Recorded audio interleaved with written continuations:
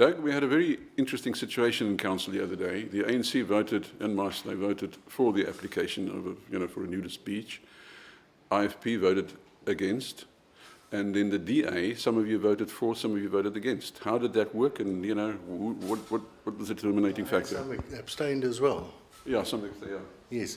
The Democratic Alliance policy on all moral issues allows councillors and public representatives in whichever caucus they are to vote according to their moral beliefs and their moral attitude towards something. So it's not that we'd like to, something that we'd like to enforce. Obviously, when it comes to major issues of council business, then we expect the caucus to vote on the same lines. But when it comes to moral issues, we actually allow for a free vote on that matter. But is it always easy to determine, when it is a moral issue and when it goes further than that? When something goes against your moral principles and your beliefs, if it's religious beliefs or any other form of moral thoughts on issues, then you can make up your mind quite simply. If you look at, for instance, the death penalty could be considered as a moral issue, but more also abortion, the issue of abortion, could also be considered as a moral issue. This, we feel, could also be a moral, considered to be a moral issue, and that's the way I saw it. What was very interesting was Councillor Watson. It was obvious that he was not against the application, but he actually voted against it because of the people that he represents. Well, that is true. If you become a public representative, you are there, placed there by the people, and then obviously you are there to speak on their behalf. And that is exactly what he did in his case.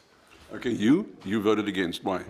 I voted against it purely on moral grounds. I'm a Christian. I don't believe that it is the right thing to do on a public domain. It might be a different story if someone has a private piece of private property which he wants to declare a nudist area and it doesn't infringe on anybody else's rights. I don't have a problem.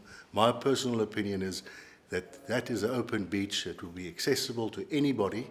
It must be accessible to anybody according to our constitution. And on those grounds, I have my concerns, and that is the reason why I voted against it. Can you see any practical problems when going forward if this beach is established?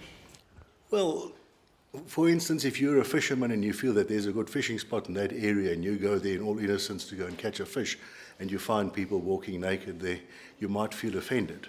It might offend people. Although they say it's an isolated beach, it's still the public domain. So are we right then to assume that there won't be access control? I cannot see how you can enforce access control on a public beach because it's not allowed according to the Constitution. Yeah, the next question is, do you think the necessary permission will be granted by the two departments who still have to okay this thing? I must be honest with you, I have not looked at their constitution and what they expect and what their guidelines are on these matters.